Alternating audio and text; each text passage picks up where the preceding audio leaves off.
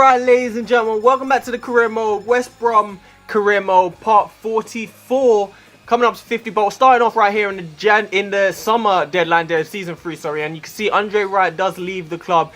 Short story of that one is I just don't see a future for this guy. He's showing great potential, I think, which, I mean, it could be a bad decision to sell him, but he's not played a game for us so far in this series. He probably wouldn't play a game for us in this series, and to get 2 million for him now, I mean, the money didn't really matter. Just getting him out of the club, I thought we might as well let him grow at another club, get them overalls up, and maybe he could be really good for another team. I mean, like, if he is showing good potential, why not let him reach that potential with someone else? So he goes to Millwall for 2 million, and we do make a signing, which is Sam Byram joining us. We're playing the 3-4-3, sorry, this season, so we obviously don't have right backs and left backs. But at some point in some games, probably against bigger opposition, I will be playing a 3-5-2 most of the time. So he could play on that right back, right mid, right wing back position. He could slot in and do a great job for us. So I feel like that's a really good signing. But an even better signing for us right here is Daniel Sturridge signing from Liverpool.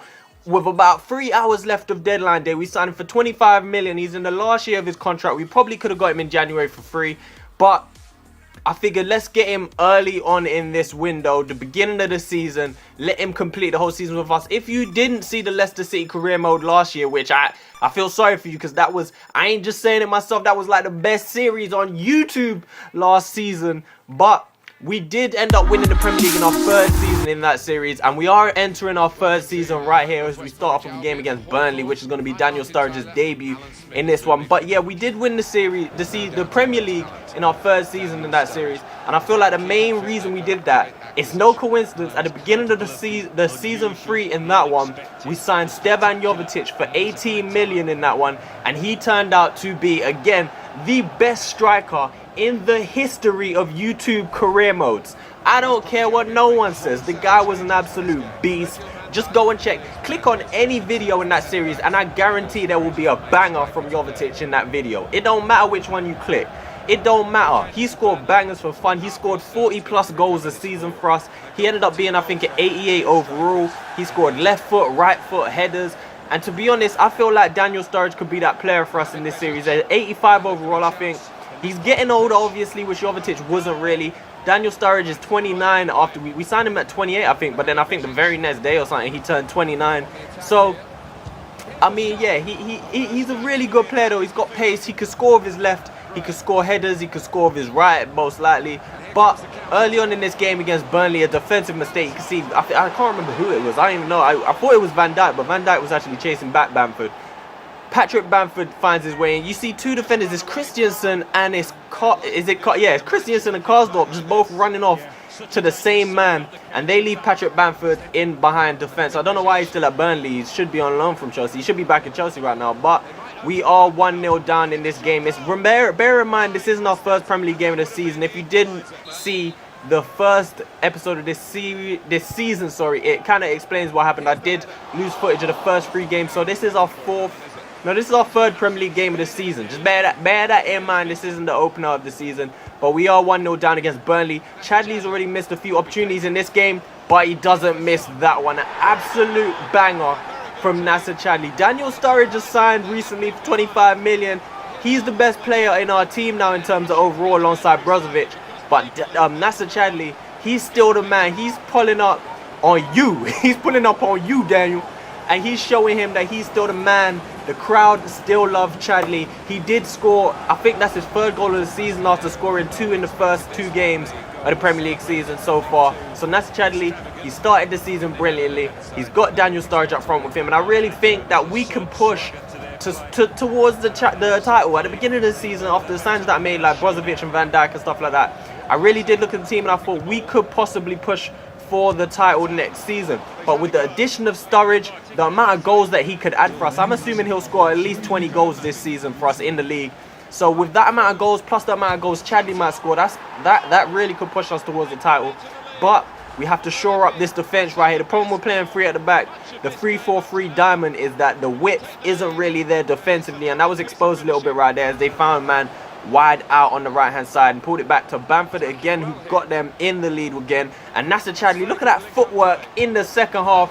Another Beautiful goal from Nacer Chadli. The first one was a screamer. The second one just is pure checkers and footwork right there. The defender's coming across. He's controlled it beautifully, first of all. Look, he just takes it in his stride. Beautiful first touch with the left. Drags it around the defender with the right as he runs in the opposite direction. And the finish across the goalkeeper, low into that far corner. Nacer Chadli pulls us level again. So we've been down twice in this game against Burnley. Newly promoted Burnley.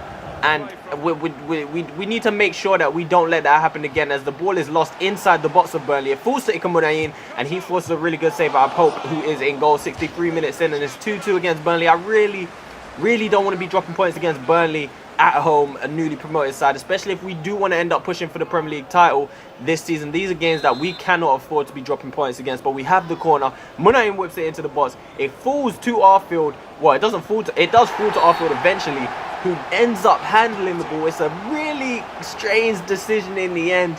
As you can see right here, it's not clear who, well, Arfield's clearly handled it, but you can see it's just a slight one, and it doesn't even really touch him due to the force field. Chadli steps up to take the penalty on his hat-trick to put us in the lead for the first time in the game, and it's a brilliant penalty from Nacer Chadli, and he completes his second hat-trick of the series and the second hat-trick of the series. The only man on the team to secure a hat-trick in this series so far. The first one coming against Chelsea last season, and this one coming against Burnley. He really didn't disguise that penalty too well. He opened up his body from the beginning to put it into that corner on the right, and it didn't matter in the end because he put it far enough into the corner with enough power to beat the goalkeeper.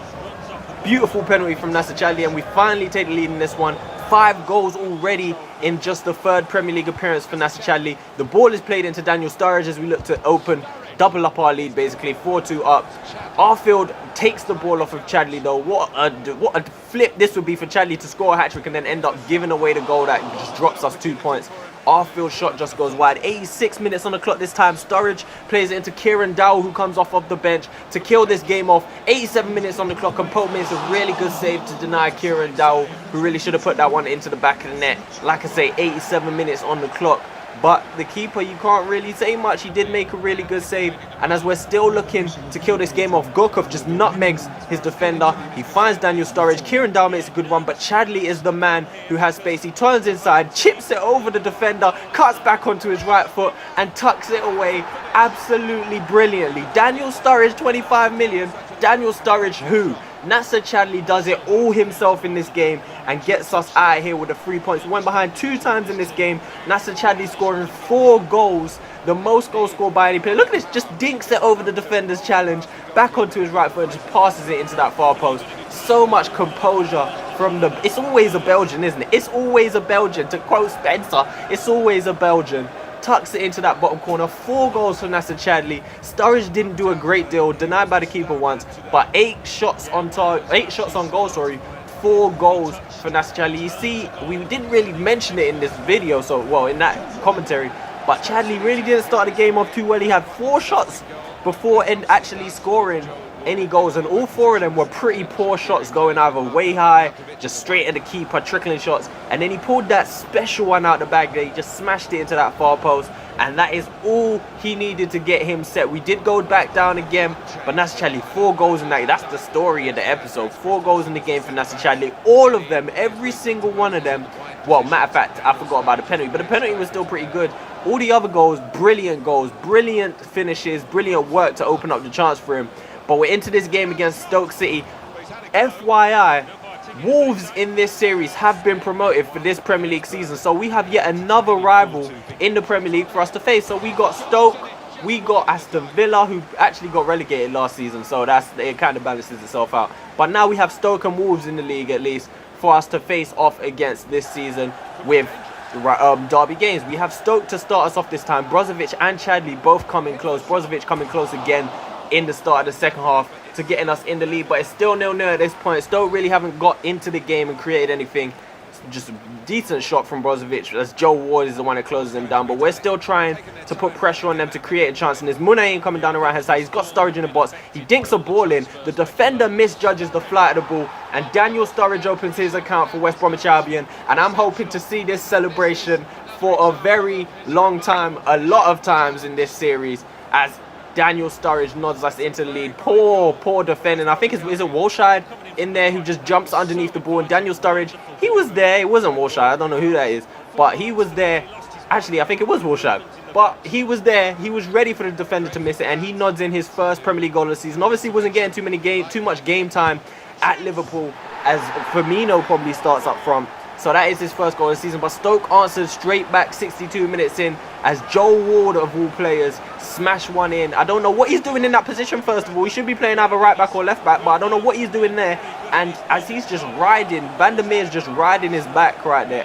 Brozovic, actually, riding on his back. And he still pulls out an absolute cracker with no back left, just smashing it into that far post. I don't know if you've noticed as well, but we have changed up player numbers for this season. Players like Van der Meer. Van der Meer is now our number 8 this season as well. But right after Stoke get themselves back into the game, we score an absolute pearl of a goal.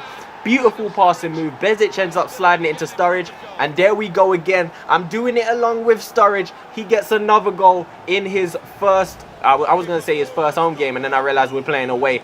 But Daniel Sturridge just tucking it under. And you see from this next replay, I don't even know how that went in.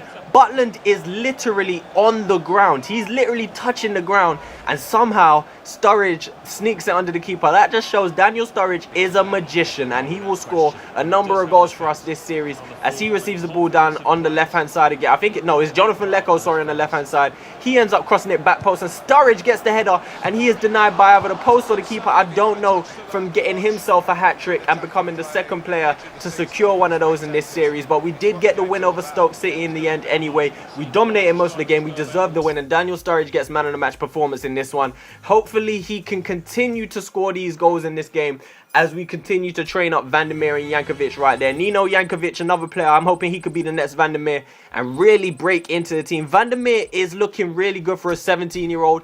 But Van der Meer is only showing great potential, I think. So that's 80 to 85 potential. Nino Jankovic is has potential to be special, which is 90 plus. And also he is a lot better than Van der Meer was at this point. Van der Meer, when I signed him into the team from the youth academy, he was a 60 overall. Jankovic was a 64, I believe. So it'll be a lot easier to change Jankovic. He's an attacking midfielder. He'll get a lot of game time this season. But we're into the Champions League now. Our first Champions League fixture of the season, of the series.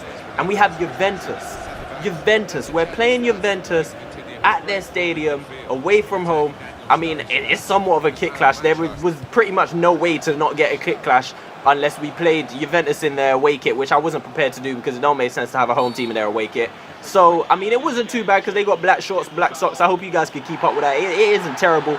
But the story of this game was Reece James. Coming in at left back, we did play a 3-5-2. And down there, all our attacks came from him. And you can see we almost opened the scoring right there. Sturridge gets a header. It comes off the back of Nolan Roux, who's playing up front with Daniel Sturridge. Should be a really good strike force. But you see again, Reece James linking up with Daniel Sturridge, getting down this left-hand side, crossing it in, causing all types of trouble as the ball falls to Roux. But eventually a free kick is given. But what you can tell is from the fact that I'm showing highlights like this, there wasn't too much going on in this game. 45 minutes on the clock. We are in control of this match though, away from home. Roux finds Michael Bradley, who's playing the holding midfield role in this game, and he fired over the ball. But 72 minutes before, we actually did create another chance, and it falls to Daniel Sturridge, played in by Nolan Roux. And 73 minutes on the clock, we opened up Juventus again, who 73 minutes in still have yet to have any highlights in this match. I can't remember if they've even had a shot on goal in this match so far. Not doing enough. 3-5-2 against 3-5-2, and so far, look at that finish from Studge. Look at the finish, the toppest of bins. You know, one of my finishes is good when I say it's the toppest of bins. When the word toppest comes out, that's when it's a good finish. But Daniel Sturridge again finding Michael Bradley. His shot goes over the bar. 79 minutes on the clock. These two were creating a lot.